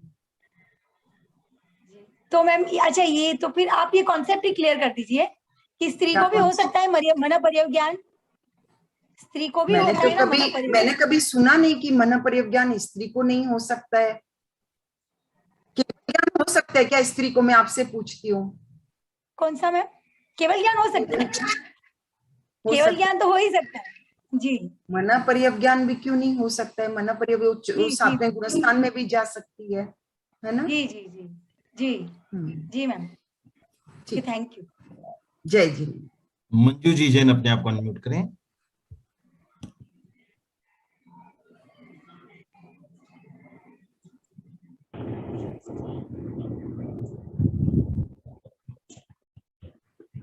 मंजू जी प्रश्न पूछे। आपने अपने आप को फिर से म्यूट कर अनम्यूट करें अपने आप को। जय जिनेंद्र आंटी जी। जय जिनेंद्र। एक्चुअली मेरी समस्या का समाधान हो गया है। बिंदु जी का वाला एक क्वेश्चन था। Thank you. हाँ, मुझे एक क्वेश्चन करना है। मैंने अभी तक आपके ध्येय ध्याता वाला और आज का ही लेक्चर अटेंड किया। मेरे जो कुछ रीजन था, तो मैं एग्जाम दे पाऊंगी क्या? मेरी पढ़ाई होगी? मुझे अभी एक्चुअली वो डाउट क्लियर हो गया। ये आपको निर्मल जी बताएंगे। अवश्य होगी। आपको लिंक मिल जाएगी पुराने लेक्चरों की, देखें और पुस्तक हाँ, मुझे इसी ग्रुप में मिलेंगे। हाँ, वो आपको भेज दिया जाएगा। आप मेरे को व्हाट्सएप कर दीजिएगा, भेज देंगे। नेक्स्ट क्लास में विवेक को बोलता हूँ, नेक्स्ट क्लास में वो लगा देगा एक बार फिर से। हाँ, बहुत बहुत। और जो ग्रुप में मैसेज आ रहा है उसी ग्रुप में जरूर भेजा जा रहा है सबको। हाँ, धन्यवाद सर, आपका बहुत बहुत। और मेरी समस्या वही थी कि माइंड रीडिंग जो करते हैं, जैसे बहुत लोगों को मैंने भी देखा कितनी बार सच होता है, तो वही क्वेश्चन था मेरा भी। Okay, thank you. Vikas ji Garg. जय जिनेंद्र जी, प्रणाम करता हूँ। जय जिनेंद्र। हमने काल की अपेक्षा से देखा कि भविष्य पल्योपम के असंख्यातमय भाग को वो देख सकता है मन प्रयोज्ञानी। जो मनोवर्गना के पुद्गल अभी तक प्रयोग में ही नहीं आए, जो अभी तक किसी संगी जीव ने प्रयोग में नहीं लिए, और भविष्य में वो संगी जीव उन मनोपर्याय वर्गना के पुद्गलों को कैसे वो सोचेगा और कैसे उनको छोड़ेगा। तो इस तरह इस दृष्टि से भविष्य के पुद्गल कैसे देख पा रहा है वो? मतलब सपोज करिए आपने कुछ भविष्य की कल्पना की कि मैं लंदन जाऊंगा। अब जैसे ही आप लंदन करते हैं, मतलब मन में सोचते हैं, तो कुछ न कुछ आप कभी गए हुए हैं या चित्र देखे हुए हैं, वो कुछ आपके कल्पना आ जाएगी, बन जाएगी। वो बनती है हमेशा। तो आप हो सकता है वो पिकेडिली स्क्वायर देख रहे हैं, रेड बस देख रहे हैं, या कुछ न कुछ आप लंदन का कोई चीज देख रहे हैं जो आपको ध्यान में है। तो ये भविष्य का ही चिंतन हुआ ना आपके। तो वो मना परिज्ञानी कहेगा आप अभी लंदन को देख रहे हैं, आपके मन में अभी लंदन के विचार चल रहे हैं, आपको लग रहा है वहां बस चल रही है या आप बस में राइड कर रहे हैं। जो भी आपके विचार आया, माने जो भविष्य की आप कल्पना कर रहे हैं ना, उसी को वो पढ़ेगा। पदम चंद जी जैन अपने आप को अनम्यूट करें। क्लियर हुआ क्या विकास जी? मैं हाँ जी, अभी अनम्यूट हुआ हूँ दोबारा से। तो इस अपेक्षा से तो वर्तमान काल में मैं पल्योपम तक ही क्यों सोचूंगा? मैं अनंत काल का सोचूंगा। अगर मैं अनंत काल का सोचूंगा तो उस अपेक्षा से वो अनंत काल बन जाएगा। जो भविष्य की सीमा है वो पल्योपम की क्यों रहेगी फिर? नहीं, वो उतने तक का ही रखते हैं। संभवतः हो सकता है कि उसकी क्षमता ही उतनी हो, उतने ही चीजों को जानना हो। मैं अनंत काल का मैं सोच भी क्या सकती हूँ? क्या आप कभी अनंत काल के बारे में सोचते हैं कि आप अनंत काल बाद आप क्या होंगे, आप कहाँ जा रहे हैं? क्या आप ऐसा कुछ सोच सकते हैं? कभी सोचते हैं? इन प्रैक्टिकल लाइफ आप सोचिए। सोचने में तो देखिए मनाही नहीं है जी कि भी अनंत काल में मैं अर्ध पुद्गल परावर्त में मोक्ष जाऊंगा। सोचने में मतलब मनाही तो नहीं है उस अपेक्षा से। तो वो पल्योपम से तो बहुत ज्यादा हो गया। वो क्या हो रहा है, वो आपका अभी का ही है। अनंत काल बाद क्या होगा, कैसा होगा, वह तो आप नहीं देख रहे हैं ना। आप बहुत निकट भविष्य का ही कुछ देख रहे हैं, कुछ जान रहे हैं, सोच रहे हैं। वो उतना तक का ही पकड़ेगा। अनंत काल होने को आप खाली मन में अनंत काल सोच रहे हैं, लेकिन आप अनंत काल को आप पिक्चराइज नहीं कर पा रहे हैं। चिंतन कीजिएगा आप इस पर। ठीक है जी। पदम चंद जी जैन। सादर जैन, प्रणाम मंजू भाई। जिनेंद्र। जो मना परिज्ञान मतलब 14 पूर्वधारी संयमी को ही होता है ना? हाँ। और ये संयम ग्रहण करने के कितने वर्षों के बाद में हो सकता है? इसकी भी एक लिमिट है, मेरे को एग्जैक्ट अभी ध्यान में नहीं है। है इसका एक आता है। आप जो कह रहे हैं वो बात सही है, इसमें कुछ एक संयम पर्याय का नियम है। ठीक है, मैं बता दूंगी आपको। ये सिर्फ 14 पूर्वधारी को ही होगा क्या? होता है, 14 पूर्वधारी हो, अप्रमत्त संयमी हो। प्रेमलता जी नाहर। जय जिनेंद्र, प्रणाम दीदी। जय जिनेंद्र, प्रणाम। जैसे मैं अमूर्त द्रव्य के बारे में चिंतन कर रही हूँ, उसका कोई चित्र नहीं बना रही हूँ मैं। एज एग्जाम्पल धर्मास्तिकाय के बारे में मैं कुछ याद कर रही हूँ, उसकी विशेषताएं। तो जो शब्द संरचना बनती है, तो क्या मन परियोज्ञानी वो शब्द संरचना तो देख सकते होंगे ना, उसके आधार पे बता सकते हैं? प्रेमलता जी, आप मुझे पहले ये बताइए कि आपने चिंतन में क्या संरचना की, उसे भी स्पष्ट करें। नहीं, मैं कोई चित्र नहीं देखी, सिर्फ जैसे धर्मास्तिकाय के बारे में मैं विशेषताएं याद कर रही हूँ, पढ़ रही हूँ उनको, तो वो शब्द संरचना मेरे दिमाग में आ रही है। तो करिए ना, थोड़ी सी बात तो बोलिए ना, आप क्या चिंतन कर रहे हैं? जैसे धर्मास्तिकाय अमूर्त है, धर्मास्तिकाय तो मतलब उसके अनंत असंख्य प्रदेश हैं, तो ये असंख्य प्रदेश जो शब्द संरचना है, तो वो नहीं, तो सुनिए, हाँ, मन पर्यवज्ञानी केवल उन चित्रों को पकड़ेगा जो आप मनोवर्गणा के द्रव्य को पकड़ के अपने चिंतन के में आप उसे चित्रित कर रहे हैं ना, उसी को पकड़ेगा वो। अच्छा, चित्रों को ही पकड़ेंगे सिर्फ। हाँ, जैसे आज धर्मास्तिकाय के कारण आज एक मछली जल में तैर रही है, तो धर्मास्तिकाय के मैं चल रही हूँ तो धर्मास्तिकाय के कारण हूँ, बैठी हूँ तो अधर्मास्तिक।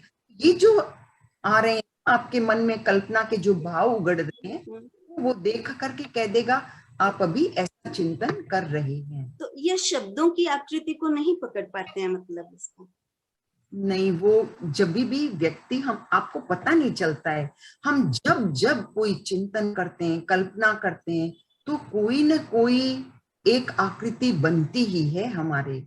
वो कैसी बनती है ये हमें पता ही नहीं चलता है।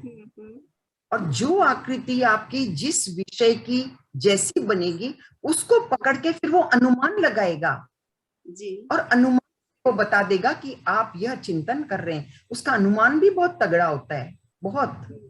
और तो कुछ आचार्यों ने कह ही दिया कि वह अनुमान से जानता है, ये ज्ञान में। हाँ, इसलिए तो फिर भी वो थोड़ा तो जान ही सकते हैं, जो भी मेरे चिंतन में शायद कोई जानता है, फिर अनुमान लगा के वो बता देगा आपको। सारी जो घटना वृंद है ना, जो आपके दिमाग में चल रहा है, उसको पकड़ के अनुमान से वो आपको वो ये कह देगा अभी इनके दिमाग में यह बात चल रही है। जय जी। सुमन जी, अपने आप को अनम्यूट करें। जय जिनेंद्र भाई। जय जिनेंद्र भाई। एक कई बार सपने में हम देख लेते हैं जो घटना होने वाली होती है, सपने में कई बार देखते हैं वैसा का वैसा हो जाता है, वो क्या ज्ञान हुआ? नहीं, सपने में जो आप देख रहे हैं वो तो आपके सपने में आया ना। स्वप्न विज्ञान को आप यहाँ लाइए ही मत। मन पर्यवक्षम भाव है। स्वप्न तो अब आपने कुछ देख लिया, कुछ सोचा, दिन भर में जो कुछ बीता, जो आपका कल्पना का विषय था या न था, तो भी वो स्वप्न बन सकता है। दैट्स टोटल डिफरेंट, बिल्कुल अलग चीज है भाई। अर्चना जी, सुनिए, अपने आप को अनम्यूट करें। जय जिनेंद्र आंटी। जय जिनेंद्र। मेरा क्वेश्चन था कि आपने बोला था कि 14 पूर्वधारी, ये तो वो तो आहारक शरीर के लिए होता है ना?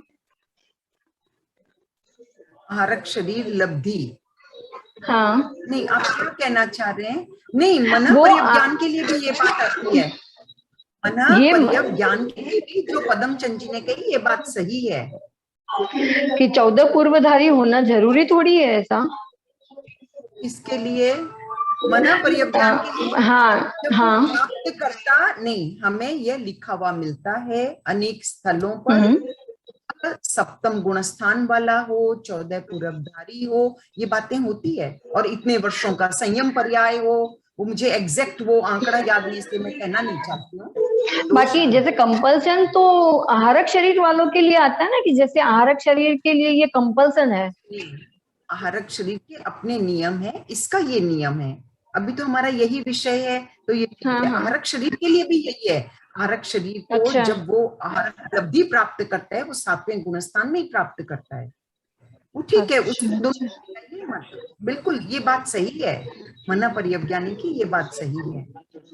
मतलब ये उनकी विशेषताओं में आ सकता है कि 14 पूर्वधारी हो सकते हैं ना उसमें। हाँ, वो नहीं, वो मंजू जी बोल रहे हैं कि 7वें वही गुणस्थान वाले होते हैं। हाँ बिल्कुल होते हैं, ठीक है। मना पर्यवज्ञान प्राप्त होता है। बहुत बहुत आभार आपका। जय जिनेंद्र। अनिल कुमार जी अपने आप को अनम्यूट करें। जय जिनेंद्र मंजू जी। जय जिनेंद्र। इसमें जैसे किसी को अपने साधु संतों को किन्हीं किन्हीं को क्षयोपशम से अतीन्द्रिय ज्ञान होता है, तो अतीन्द्रिय ज्ञान में कई चीजें जैसे परिलक्षित कर देते हैं। अतीन्द्रिय कौन सा ज्ञान? अतीन्द्रिय ज्ञान अतीन्द्रिय ज्ञान वह कुछ जैसे पूछने से सोच के बता देते हैं, या ऐसा कई साधु संतों का अतीन्द्रिय ज्ञान होता है तो वो भाई उनसे पूछ लो, ऐसा बता देते हैं। इसको हम मन प्रिय ज्ञान से कैसे डिफरेंशिएट कर सकते हैं, वो थोड़ा समझना। नहीं, क्या ज्योतिष वाले हैं क्या वो साधु साध्वी? नहीं नहीं, इस तो नहीं है, पर उनके साधना से उन्हें अतीन्द्रिय ज्ञान होता है। हो सकता है, लेकिन आज हम मना पर्यवज्ञान उसे नहीं कह सकते हैं। मना पर्यवज्ञान मत कहिए, ठीक है। कुछ उनकी कैलकुलेशंस होंगी, कुछ होगा उनके, उसके अनुसार बताते हैं, लेकिन मना पर्यवज्ञान अभी नहीं। और मैंने कहा ना, परलोक की भी कई जनों को सहायता मिलती है, जिससे भी वो बताते हैं।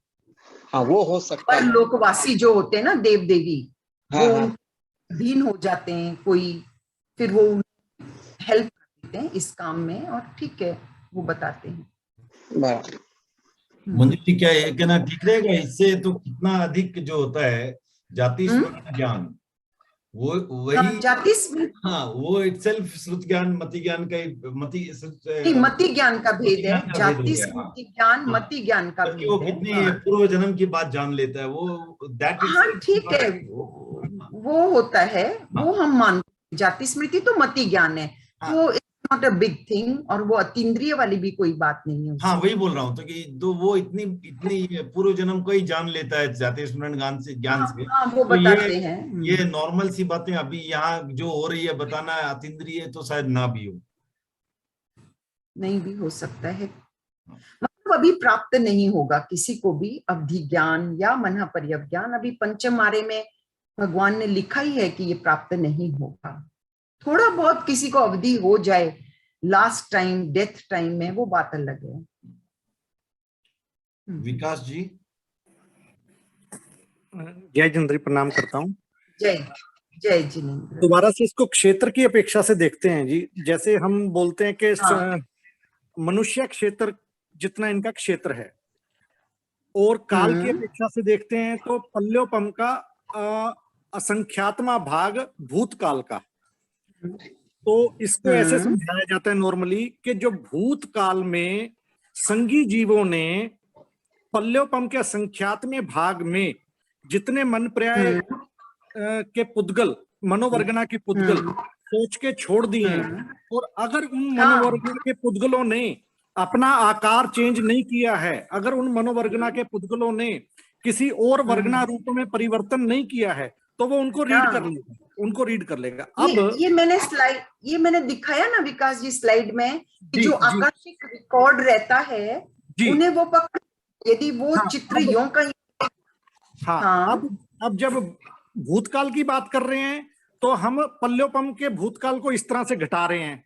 जब भविष्य काल की कर रहे हैं तो भविष्य काल के पुद्गलों को नहीं ले रहे, बल्कि वर्तमान के पुद्गलों में भविष्य काल कितना सोचा जा रहा है ये ले रहे हैं।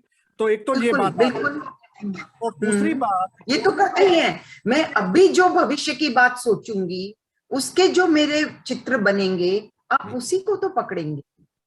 सपोज आप मना पर्यवज्ञानी, आप वही पकड़ेंगे ना? ठीक है। या मैं जब वो नहीं, जो मैं अभी सोच रही हूँ भविष्य के बारे में, जैसे आपने कहा मैं अनंत काल बाद अर्धपुद्गल परावर्तन के बाद मैं मोक्ष जाऊंगा, आपने ऐसा कहा ना, तो ये अनंत की आवश्यक नहीं है। हो सकता है आपका अर्धपुद्गल परावर्तन फिनिश होने वाला हो, तो आप तभी भी मोक्ष बहुत नियर हो, आपका मोक्ष, वो भी तो हो सकता है ना। ठीक है जी। अब क्षेत्र की अपेक्षा से जब हम बात करते हैं कि मनुष्य क्षेत्र के पुद्गलों को लिए पकड़ेंगे, लेकिन एक संगी जीव ने पल्योपम के असंख्यात्म भाग पहले कुछ सोचा, और जब उसने मनोवर्गना के पुद्गलों को छोड़ा तो वो मनुष्य क्षेत्र में नहीं रहे, मनुष्य क्षेत्र से बाहर चले गए वो पुद्गल, तो वो उन पुद्गलों को पकड़ पाएगा या नहीं पकड़ पाएगा? जा उनका मनुष्य क्षेत्र में रहना भी आवश्यक है उन पुद्गलों को? देखिए, जनरली तो वो मनुष्य क्षेत्र में ही रहने चाहिए, वैसे रहें, क्योंकि इनका ज्ञान का क्षेत्र मनुष्य क्षेत्र ही है। मैक्सिमम दिगंबर ग्रंथों में इतना खाली अधिक आ जाता है कि ज्ञान का क्षेत्र, ज्ञान के क्षेत्र को घनाकार कहते हैं दिगंबर पुस्तकों में। और हमारा क्षेत्र क्या है, ये जो मनुष्य लोक है, ये गोल है ना, स्वयंभू रमण द्वीप तक गोल क्षेत्र है ना, तो गोल के आगे एक चौकोर बना लीजिए आप एक्स्ट्रा, ये वहां तक का ही पकड़ते हैं, ये पूरे लोक के पुद्गलों को नहीं पकड़ते हैं, कभी ऐसा पढ़ने में आया नहीं है। क्योंकि हम जो छोड़ेंगे वो कोई बहुत दूर भी जाए कोई आवश्यक नहीं है, और जो क्षेत्र हम बता रहे हैं वो कोई कम नहीं है, वो बहुत बड़ा क्षेत्र है, और मनुष्य ही छोड़ रहा है, तो जनरली वो नियर बाई ही होना चाहिए। Thank you Manju ji. तो आगे चलेंगे, और इसके पहले जस्ट एक सूचना, जिनको भी प्रीवियस क्लासेस की लिंक चाहिए, अभी चैट बॉक्स में पोस्ट कर दी गई है, यहाँ पर यूट्यूब लिंक चैट बॉक्स में पोस्टेड है। आगे बढ़े मंजू जी, आगे। हाँ, मैं ओके।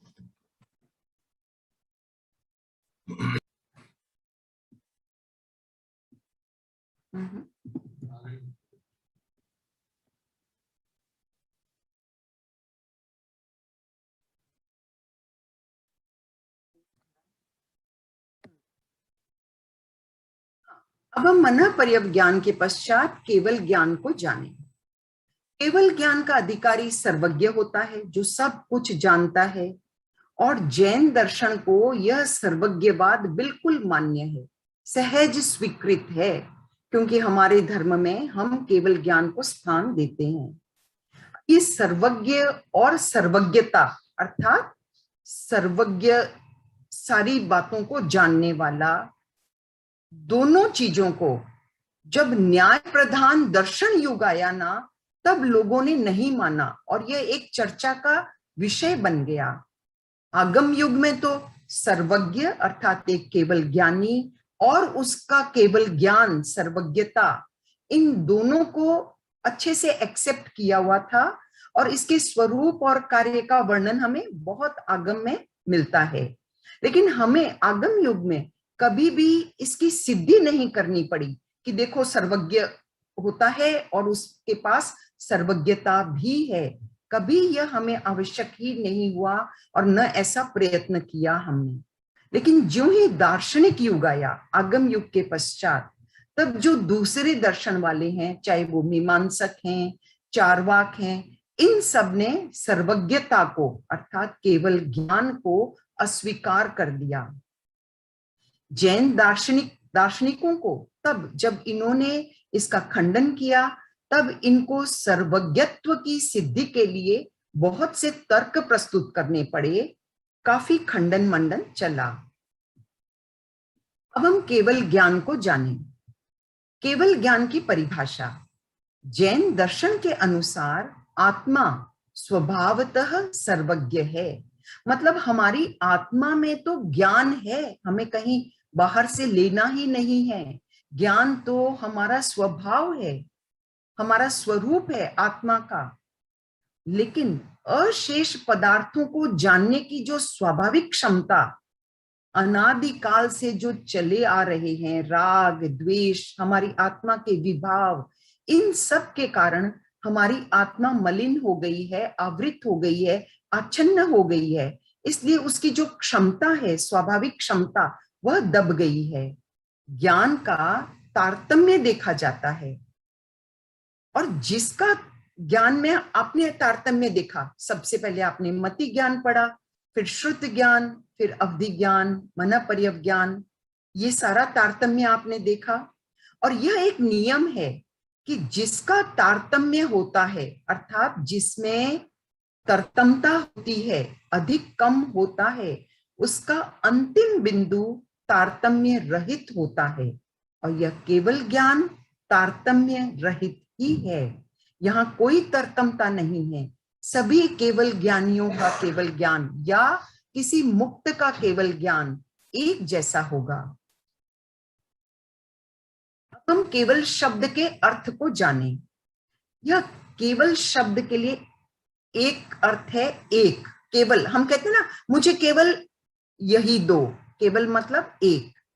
मति आदि क्षयोपशमिक ज्ञानों से ये बिल्कुल निरपेक्ष है, अतः वह एक है। इसमें मति आदि कोई ज्ञान कार्य नहीं करता है। इसीलिए केवल ज्ञान को असहाय भी कहा गया है, क्योंकि ज्ञानावरण का विलय होने पर ज्ञान के जो अवांतर, मतलब जो दूसरे भेद हैं, वे सब मिट जाते हैं और ज्ञान एक हो जाता है। इसीलिए इसे एक कहा गया, असहाय कहा गया। और साथ में हम इसे शुद्ध भी कहते हैं, क्योंकि केवल ज्ञान को आच्छादित करने वाली मलिनता से सर्वथा मुक्त होने के कारण केवल ज्ञान सर्वथा निर्मल है, शुद्ध है, सकल है केवल ज्ञान। क्योंकि जो प्रथम समय में ही यह संपूर्ण ही उत्पन्न होता है। सकल मने पूरा। हेमचंद्राचार्य ने संपूर्ण ज्ञेय पदार्थों को ग्रहण करने के कारण केवल ज्ञान को सकल कहा। यह ज्ञान विकल नहीं है, सकल है, संपूर्ण है। इसे असाधारण भी कहा जाता है, क्योंकि केवल ज्ञान अनन्य सादृश्य होने के कारण असाधारण है, अनंत है। क्योंकि केवल ज्ञान अतीत और प्रत्युत्पन्न एवं अनागत कालीन अनंत ज्ञेयों को प्रकाशित करने के कारण यह अनंत है, सीमित नहीं है, असीमित है। केवल ज्ञान अप्रतिपाती होता है, मतलब किसी भी व्यक्ति के पास यह उसको प्राप्त हो जाए, उस व्यक्ति को, तो फिर ये उससे च्युत नहीं होता, उससे विलग नहीं होता, अतः उसका अंत कभी नहीं होता। इसलिए हम केवल ज्ञान को अनंत भी कह देते हैं। केवल ज्ञान की जो सीमा है वह असीमित है, अपरिमित है।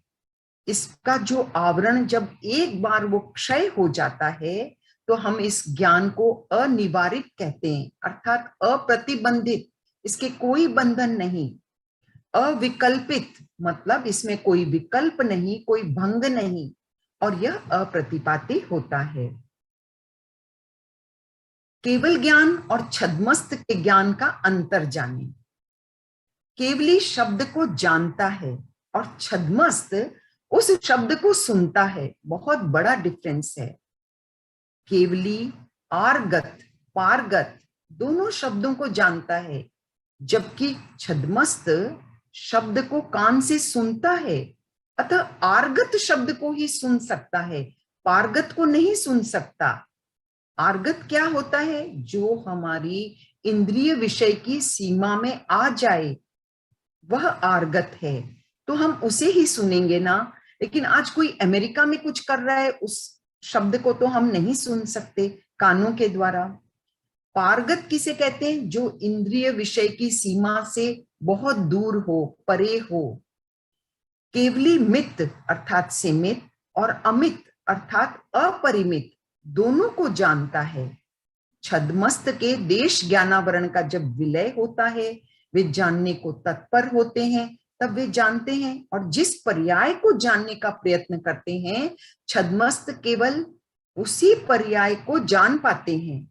लेकिन इसके विपरीत केवली का ज्ञान शक्ति पूर्ण विकसित होने पर उसे वस्तु को जानने के लिए प्रयत्न नहीं करना पड़ता, लेकिन ज्ञान सतत प्रवृत्त रहता है उसका।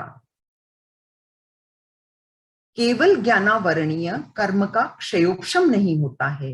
देखिए, दो कर्म हैं, केवल ज्ञानावरणीय और केवल दर्शनावरणीय। इन दोनों कर्मों का क्षयोपशम कभी नहीं होता। जिस दिन होगा क्षय हो जाएगा।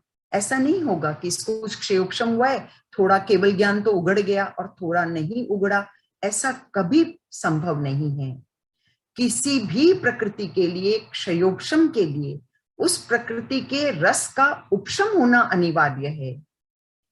और पहला कारण है कि यह सर्वघातिनी प्रकृति है, और साथ में केवल ज्ञानावरण और केवल दर्शनावरण ध्रुवोदयी भी है। ध्रुवोदयी का अर्थ है ध्रुव रूप से उदय में रहती है। हम सब के केवल ज्ञानावरणीय कर्म का उदय है और रहेगा। कब तक रहेगा? 1 से 12 गुण स्थानों तक इन दोनों कर्मों का निरंतर उदय है, और इसके उदय के कारण ही हमें श्रुत आदि ज्ञान प्राप्त है। हम मति श्रुत इन ज्ञानों को ही प्राप्त कर सकते हैं। इसका रीजन है कि हमारे केवल ज्ञानावरणीय का उदय है। यदि केवल ज्ञानावरणीय का क्षय हो जाए तो हमें केवल ज्ञान ही प्राप्त हो जाएगा। जहां मैंने ध्रुवोदयी शब्द प्रयोग में लिया, उसका खुलासा मैंने नीचे कर दिया कि कुछ प्रकृतियां ध्रुव रूप से उदय में रहती हैं, मतलब वे रहेंगी ही, इनका उदय निरंतर सतत चलता रहता है। वे प्रकृतियां हैं ज्ञानावरणीय की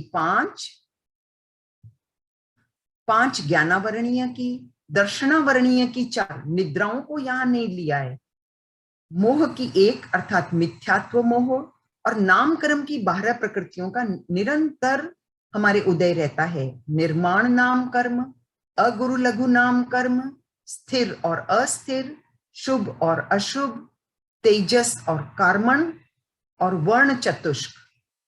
इन 12 प्रकृतियों का निरंतर उदय रहता है। वर्ण चतुष्क का अर्थ है वर्ण, रस, गंध, स्पर्श, और अंतराय कर्म की 5। ये टोटल जो प्रकृतियां हैं, ये सभी ध्रुवोदयी कहलाती हैं, ध्रुव रूप से उदय में रहती हैं जब तक इनका क्षय नहीं हो तब तक। केवल ज्ञान और केवल दर्शन का उपयोग। देखिए, केवल ज्ञान केवल दर्शन के उपयोग में हमें जैन धर्म में 3 मत मिलते हैं। ये 3 मत हैं क्रमवाद, युगपतवाद और अभेदवाद। सबसे पहले हम अभेदवाद को समझें। अभेद शब्द का अर्थ हुआ जहां कोई भेद नहीं है, और इसके प्रवक्ता अर्थात इसके बारे में बोलने वाले, इसको मानने वाले सिद्धसेन दिवाकर आचार्य हुए। जानने और देखने का भेद परोक्ष या अपूर्ण ज्ञान की स्थिति में होता है, ये उनका कहना है सिद्धसेन जी का। वो कहते हैं जब पूर्ण ज्ञान हो गया तब फिर ये भेद मत रखो कि भाई पहले केवल ज्ञान फिर केवल दर्शन, ऐसा मत कहो। वो कहते हैं अब ये भेद ही हटा दो और ये कह दो कि केवल ज्ञान केवल दर्शन एक साथ ही हो रहे हैं। कोई को सामान्य ज्ञान हो तो ठीक है, आप ऐसा कहो कि पहले वो दर्शन करता है फिर ज्ञान करता है। नहीं, पूर्ण ज्ञान की दशा में यह भेद नहीं होना चाहिए। यह मत है आचार्य सिद्धसेन का, और उनका कहना है कि केवल ज्ञान और केवल दर्शन अभेद हैं। इसके बाद एक क्रमवाद आया। ये हमारे आगम के अनुसार हैं, और इसके प्रवक्ता जिन भद्रगणी हैं, क्षमा श्रमण। क्योंकि केवल ज्ञान में भी जीव पहले वस्तुओं को जानता है, और जानता है अर्थात ज्ञान पहले होता है। जब किसी को केवल ज्ञान होता है तो पहले ज्ञान होता है, वो भिन्नता से जानता है, फिर अभिन्नता से अर्थात तदुपरांत केवल दर्शन। ये स्वभाव सिद्ध है, ये ज्ञान का स्वभाव है। और जब भी कोई छद्मस्त जानेगा तो वो पहले दर्शन फिर ज्ञान करता है, जबकि केवली पहले केवल ज्ञान फिर केवल दर्शन इस प्रकार से उपयोग में लेता है। हमारे आगम में क्रमवाद की ही मान्यता है, हम अभेदवाद को नहीं मानते, और हम यह भी कहते हैं कि ये दो उपयोग एक साथ नहीं हो सकते, क्रम से होते हैं। ज्ञान दर्शन या दर्शन ज्ञान इस प्रकार। और इसके साथ ही एक युगपतवाद को भी मानने वाले हैं, वे आचार्य हैं मल्लवादी। वो कहते हैं भाई इन दोनों को अलग क्या करते हो, ये तो दोनों एक साथ ही होते हैं, केवल ज्ञान केवल दर्शन एक साथ, युगपत मत अर्थात टुगेदर, इनका मत यह था। और दिगंबर परंपरा में भी यह युगपत पक्ष को ही मान्यता दी गई है, और हमारे आगमों में क्रमवाद को माना गया है। आज समय हो गया है या निर्मल जी? समय तो हो गए। आप थोड़ा सा अगर और बढ़ाऊं या हाँ, कर दूं? 5-7 मिनट में हो रहा तो कर सकते हैं। ठीक, मैं देखती हूँ कैसे हो जाए, नहीं तो वहां आप बता दीजिएगा, वहीं स्टॉप कर देंगे। हाँ हाँ। केवली के ज्ञान और दर्शन का क्रम। देखिए, अनावृत ज्ञान की क्षमता असीम होती है, केवल ज्ञान तो अनावृत ज्ञान है, इसलिए पहले द्रव्य के परिवर्तन को, उसकी क्षमता को जानी जाती है, फिर उसकी एकता को, अर्थात पहले वो ज्ञान करता है फिर दर्शन। केवली पहले क्षण में अनंत शक्तियों का पृथक पृथक आकलन करता है, मतलब अलग अलग को जान रहा है, और दूसरे क्षण में उन्हें प्रयत्न की सामान्य सत्ता में गूंथा हुआ पाता है, मतलब अभेद वृत्ति से जानता है। इस प्रकार केवल ज्ञान और केवल दर्शन का क्रम चलता रहता है। प्रश्न आता है कि केवली मनुष्य परमाणु उद्गल को जिस समय जानता है उस समय नहीं देखता, जिस समय देखता है उस समय नहीं जानता। तब भगवान उत्तर देते हैं, हाँ गौतम, तुम सही कहते हो, उनका ज्ञान साकार होता है और उनका दर्शन अनाकार होता है। तो वह जानते हैं तब ज्ञान का प्रयोग, और जब देखते हैं तो दर्शन का प्रयोग होता है। सर्वज्ञ एवं सर्वज्ञता का खंडन। सर्वज्ञ सब द्रव्यों को सर्वथा सर्वत्र और सर्वकाल में जानता है, देखता है, लेकिन न्याय वैशेषिक आदि जो दर्शन है उनमें ज्ञान आत्मा के गुण के रूप में ही सम्मत नहीं है, वो मानते ही नहीं है कि ज्ञान आत्मा का गुण है, इसलिए उन्हें मनुष्य की सर्वज्ञता का सिद्धांत बिल्कुल मान्य नहीं होता है, वे इसका खंडन करते हैं। और बौद्ध दर्शन भी इसका खंडन करता है, लेकिन वह क्यों करता है? क्योंकि बौद्ध दर्शन आत्मा को उसका अन्वय रूप, अर्थात कि जो निरंतर एक ही आत्मा है, आत्मा का ध्रुव्य रूप उन्हें बिल्कुल मान्य नहीं है। वो कहते हैं जब मैंने क्लास शुरू की थी तब मैं दूसरी मंजू थी, तब मेरी आत्मा दूसरी थी, अब जो मैं बोल रही हूँ, अब जो मेरा कुछ समय व्यतीत हो गया तो ये आत्मा दूसरी है। तब फिर इस प्रकार जिन्हें अन्वयी आत्मा ही मान्य नहीं है, जिन्हें कंटिन्यूटी ही पसंद नहीं है, जो क्षण क्षय में विश्वास करते हैं, इसलिए बौद्ध भी सर्वज्ञवाद का या सर्वज्ञता का खंडन करते हैं। वेदांत के अनुसार केवल ब्रह्म ही सर्वज्ञ हो सकता है, कोई मनुष्य हो ही नहीं सकता, तो हम तो मनुष्य को सर्वज्ञ कहते हैं, एक मनुष्य केवल होता है, इसलिए वे भी इसका खंडन करते हैं। सांख्य दर्शन में केवल ज्ञान और कैवल्य की धारणा स्पष्ट है, इसलिए वो इनकी तरह खंडन नहीं करते हैं। न्याय और वैशेषिक ईश्वरवादी दर्शन है, तो वे केवल ईश्वर को कहते हैं कि वो सर्वज्ञ हो सकता है, हम आप कभी भी सर्वज्ञ नहीं हो सकते हैं। इस प्रकार अनेक दर्शनों ने सर्वज्ञ एवं सर्वज्ञता दोनों का खंडन किया, लेकिन जैन धर्म शुरू से सर्वज्ञ और सर्वज्ञता में पूर्ण विश्वास रखता है, अपने जीवन का चरम लक्ष्य भी बनाता है सर्वज्ञ होना। केवल ज्ञानी का विषय देखिए, द्रव्यतः केवल ज्ञानी सब द्रव्यों को साक्षात जानता है। क्षेत्रतः केवल ज्ञानी लोक अलोक को साक्षात जानता है। केवल ज्ञानी अनंत काल चक्रों को साक्षात जानता है। और भाव से केवल ज्ञानी सब द्रव्यों के सब भावों को जानता है, अनंत अनंत पर्यायों को जानता है। केवली मनुष्य परमाणु पुद्गल को जिस समय जानता है उस समय नहीं देखता, और जिस समय देखता है उस समय नहीं जानता।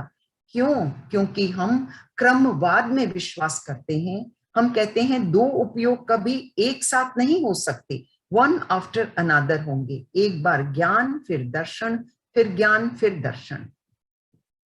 प्रश्न है कि केवल ज्ञान आविर्भूत कैसे होता है, कैसे उत्पन्न होता है?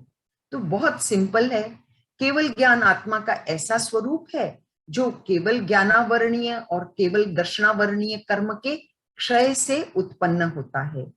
यह संपूर्ण और समग्र है, क्योंकि इस अवस्था में जीव का मोहनीय बिल्कुल फिनिश हो जाता है और वीर्य अंतराय कर्म के क्षय के कारण उसे एक ऐसी शक्ति मिलती है जो अप्रतिहत होती है, उसे कोई रोक नहीं सकता और निश्चल होती है, अर्थात अटल शक्ति प्राप्त होती है, प्रतिपाती नहीं होता। केवल ज्ञान हमारी आत्मा का स्वभाव है, इसलिए केवल ज्ञान प्राप्त करना अर्थात स्व के स्वभाव को ही प्राप्त करना है। स्वभाव में वस्तुतः भेद नहीं होता, स्वभाव एक जैसा होगा, क्योंकि वो क्षायिक ज्ञान है। क्षयोक्षम से जो ज्ञान उत्पन्न होते हैं उनमें तरतमता होती है, न्यूनाधिकता होती है, लेकिन क्षायिक भाव, क्षायिक ज्ञान पूर्ण, अखंड और सकल होता है, भेद रहित होता है। केवल ज्ञान का वैसे तो कोई भेद नहीं है, लेकिन हम केवल ज्ञानी की स्थिति को यदि आधार बनाएं तो हम इसके दो भेद कर सकते हैं। इसमें क्या होता है कि हम ज्ञानी में ही ज्ञान का उपचार कर देते हैं, आरोप कर देते हैं, और फिर केवल ज्ञान के दो भेद करते हैं कि भाई एक तो भवस्थ केवल ज्ञान है, अर्थात कोई संसार में है अभी 13वें गुणस्थान वाला, 14वें गुणस्थान वाला, वो भवस्थ केवल ज्ञानी है। और एक सिद्ध के भी केवल ज्ञान होता है, तो उसके केवल ज्ञान को सिद्धस्थ केवल ज्ञान कह देते हैं। फिर भवस्थ केवल ज्ञान के भी हम दो भेद कर सकते हैं, सयोगी भवस्थ केवल ज्ञान और अयोगी भवस्थ, अर्थात 13वें गुणस्थान वाला अथवा 14वें वाला।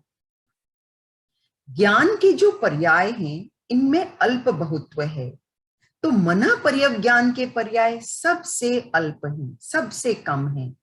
अवधि ज्ञान के पर्याय उससे अनंत गुना अधिक है, क्योंकि इसका क्षेत्र भी बड़ा है। और श्रुत ज्ञान के पर्याय उससे अनंत गुना अधिक है, और मति ज्ञान के पर्याय उससे भी अनंत गुना अधिक है। केवल ज्ञान के पर्याय सबसे अनंत गुना अधिक है। यह अंतर एक दूसरे की तुलना में है। केवल ज्ञान में कोई तरतम भाव नहीं है। शेष ज्ञानों में तरतमता हो सकती है कि भाई एक व्यक्ति का मति ज्ञान कम हो, दूसरे का अधिक, श्रुत ज्ञान कम अधिक हो सकता है। पांचों ज्ञानों में क्रम जो बनता है उसके पीछे कुछ हेतु हैं। जैसे मति, श्रुत और अवधि ज्ञान का कालमान समान है, उनके अधिकारी भी समान है, क्योंकि मति, श्रुत और अवधि ज्ञान ये तीनों ज्ञान किसी मिथ्या दृष्टि के भी हो सकते हैं, और इन तीनों ज्ञान का कुछ विपरीत ज्ञान भी होता है, जैसे मति ज्ञान, श्रुत ज्ञान, विभंग ज्ञान। कभी कभी तीनों की प्राप्ति एक साथ भी हो जाती है। इन समानताओं के कारण हम मति श्रुत के पश्चात अवधि ज्ञान का क्रम रख देते हैं। अब अवधि और मनः पर्यव ज्ञान में देखें तो दोनों के अधिकारी छद्मस्त होते हैं, दोनों का विषय है पुद्गल रूपी द्रव्य, और दोनों को ही हम क्षायोक्षमिक ज्ञान कहते हैं और प्रत्यक्ष भी कहते हैं। अतः अवधि के बाद मनः पर्यव ज्ञान का क्रम रखा गया है, उपन्यस्त है। मनः पर्यव और केवल ज्ञान के अधिकारी मुनि होते हैं, व्रती होते हैं। केवल ज्ञान सब ज्ञानों में उत्तम है, सर्व विशुद्ध है, सर्वोत्तम लब्धि है, सबसे अंत में प्राप्त होता है, अतः वह अंत में निरूपित किया गया है। मति ज्ञान, श्रुत, अवधि, मनः पर्यव और लास्ट में केवल ज्ञान।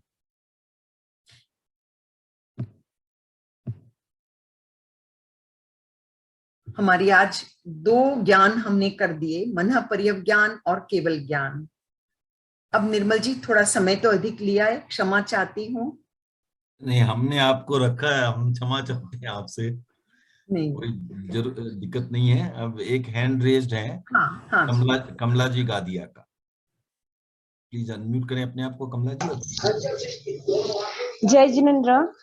जय जिनेन्द्र। वो आपने पहले केवल ज्ञान के पहले इसमें जो तारतम्य शब्द दिया ना, हाँ, उसका अर्थ बताना। सुनिए, हाँ मैं बताती हूँ। तारतम्य का अर्थ हुआ तरतमता, माने तरतमता, माने उसकी में डिफरेंस होना। जैसे श्रुत ज्ञान है, सब में तरतमता है ना। आज इतने लोग जुड़े हुए हैं, उनमें कुछ का श्रुत ज्ञान अधिक होगा, कुछ का कम होगा, ऐसे होता है ना। ज्ञान में तरतमता, कम ज्यादा, हाँ, न्यूनाधिकता, समझ गए? अच्छा, अच्छा। अधिक होना, हीन होना, डिग्रीज होना। और केवल ज्ञानी और ये तीर्थंकर दोनों का केवल ज्ञान सेम ही होता है? हाँ, बिल्कुल सेम। तीर्थंकर का केवल ज्ञान, केवल ज्ञानी का ज्ञान, मुक्त का केवल ज्ञान, कोई तरतमता नहीं है, कोई हीनाधिकता नहीं है, एक जैसा। अच्छा, धन्यवाद। उषा जी सेठिया।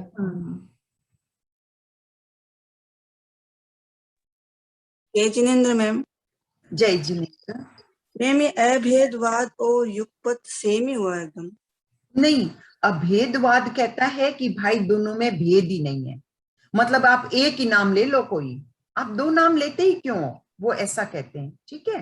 और युगपत कहता है ठीक है 2 नाम रखो, लेकिन दोनों एक साथ रखो, एक को पहले एक को बाद। ऐसा मत करो कि पहले केवल ज्ञान, फिर केवल दर्शन, फिर केवल ज्ञान, केवल दर्शन। ये तो वैसे हो गया ना जैसे हम स्टेप चलते हैं, एक पांव उठाया आगे रखा, फिर एक आगे, फिर एक पीछे, एक आगे, है ना। और जो युगपत कहते हैं वो कहते हैं दोनों, मतलब उसमें तो आपको कूदना पड़ेगा मेंढक की तरह, समझ गए? दोनों एक साथ, ठीक है। ठीक, थैंक यू मैम। सारिका जी दुगड़। जय जिनेन्द्र आंटी।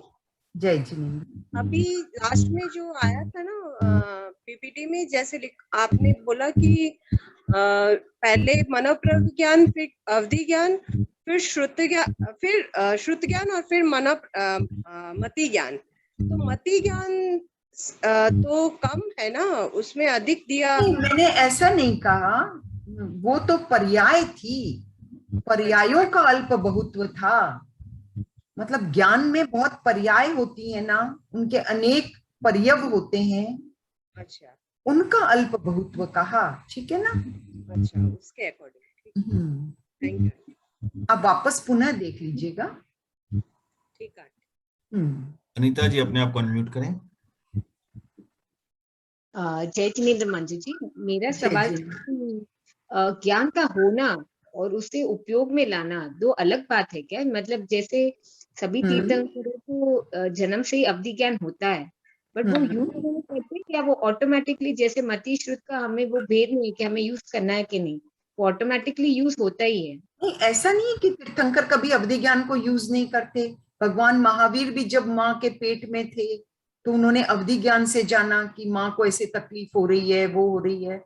यूज नहीं करने वाली कोई बात नहीं है नहीं के पास। हाँ, मेरा प्रश्न इसलिए था क्योंकि जब भगवान नेमिनाथ की कथा सुनते हैं कि शादी के वक्त इतने प्राणियों की आवाज आई एक्सेट्रा, तो उनको तो पहले अवधि ज्ञान था, उनको पता ही था कि ये सब होने वाला है एक्सेट्रा, और क्यों रो रहे, तो वो प्रश्न ही नहीं करते। सुनिए, जो उन्होंने प्रश्न पूछा वो घटना से बंधा हुआ था। और अवधि ज्ञान में विषय क्या होता है? पुद्गल पर्याय है। आप समझ गए? फर्क हो गया ना, ये बात हो गई। अच्छा, क्यों रो रहे हैं, वो तो कोई पुद्गल नहीं होता है ना, वो मन का भाव होता है। अच्छा, अवधि ज्ञान से आप पुद्गल रूपी द्रव्य को देखते हैं, बट वो आगे का फ्यूचर भी देख सकते हैं ना, उनको पता है क्या होने वाला क्या नहीं होने वाला। पुद्गल द्रव्य देखते हैं भाई, फ्यूचर की बात ही नहीं है। अच्छा, द्रव्य देख रहे हैं। हाँ, अच्छा, ठीक है, बस थैंक यू। तो और कोई हैंड रेज नहीं है मंजू जी? हाँ, ठीक है। एक हैंड रेज हुआ है, आशा जी। हाँ, जय जिनेन्द्र। मैं जय पूछ रही थी कि मति ज्ञान, शुद्ध ज्ञान और अवधि ज्ञान का काल समान होता है, जो लास्ट स्लाइड में आपने बताया ना, वो थोड़ा सा एक्सप्लेन कर सकते हैं? मैं समझी नहीं आपका प्रश्न। मति ज्ञान, शुद्ध ज्ञान और अवधि ज्ञान का काल समान होता है। अच्छा, वो समानता में था। हाँ, मैं फर्स्ट लाइन अभी लास्ट। हाँ, अच्छा, नहीं तो वो तो अधिकारी समान है, समझे? वो किस अर्थ में था? मैं खोलूं क्या वापस पीपीटी? हाँ, अभी लास्ट पीपीटी में था। एक सेकंड में खोल रही हूँ।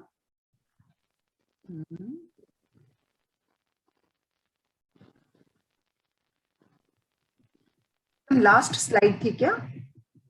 हाँ,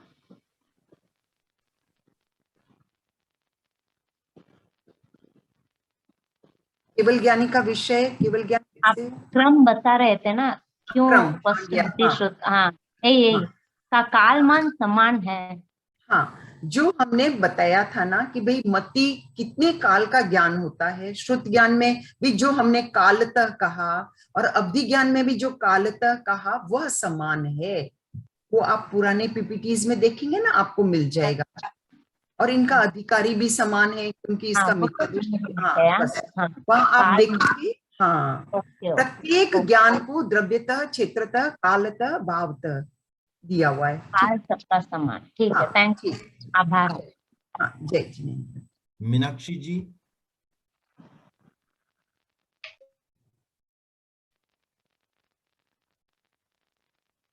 जय जिनेन्द्र, मेरा सवाल था कि अवधि ज्ञानी और मन प्रयोग ज्ञानी क्या भविष्य को देख सकते हैं? तो केवल ज्ञानी तो भविष्य को देख ही लेते हैं, तो क्या वो भविष्य को चेंज भी कर सकते हैं? जैसे कि कितनी बार आता है कि कुछ गलत हो रहा है तो बता देते हैं।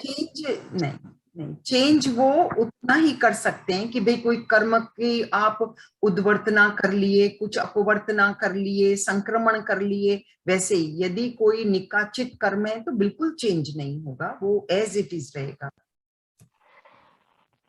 जान लिए, लेकिन जान लिए कि मेरी मृत्यु फलाने दिन होने वाली है, बट उसको चेंज नहीं कर सकते, उसको आगे नहीं सरका सकते हैं, मतलब लॉन्ग नहीं कर सकते हैं, आयुष्य को बढ़ा नहीं सकते हैं।